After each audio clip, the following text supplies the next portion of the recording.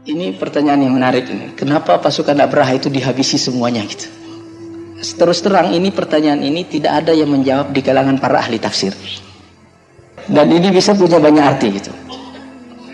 Mungkin mereka menganggap ini tidak perlu dijawab. Mungkin juga mereka memang tidak terlintas dalam pikiran mereka gitu.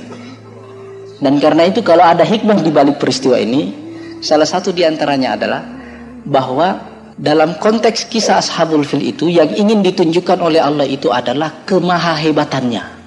Karena itu yang diutus untuk membunuh Abraha dan pasukannya itu yang membawa gajah-gajah besar itu binatang kecil. Supaya kontras gitu. Ada paradoks di situ gitu.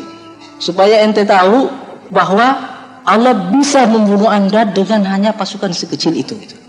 Dia tidak perlu menurunkan malaikat itu. Yang kedua, perhatikan dilempar dengan batu-batu kecil yang terdiri dari tanah liat itu. Jadi Allah Subhanahu wa taala ingin mengejek sebenarnya gitu. Dengan cara seperti ini itu, bahwa kemampuan Anda tidak ada apa-apanya gitu. Kemudian dari cara Allah Subhanahu wa taala mematikan mereka dengan cara menyiksa seperti itu, Allah ingin juga menunjukkan kemahakehebatannya gitu. Jadi benar-benar dihabisin sampai tuntas itu. Karena kalau ada penyisaan, ini nanti bisa ditafsirkan macam-macam. Ada yang bisa lulus dari siksa Tuhan. Nah, konteks tentang kudrah ini adalah yang dibahas oleh seluruh tafsir. Karena itu dalam konteks tentang menunjukkan kemampuan Allah ini terjadi perbedaan pendapat antara kelompok rasionalis dalam Islam dengan kelompok Ahlus Sunnah.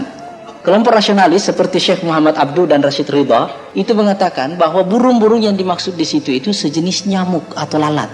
Yang tiba-tiba banyak di situ yang itu menyebarkan virus itu di kalangan mereka itu, dan itu yang mematikan mereka gitu. Jadi mereka ingin supaya ini bisa dicerna gitu. Ada dalam konteks sunnatullah gitu.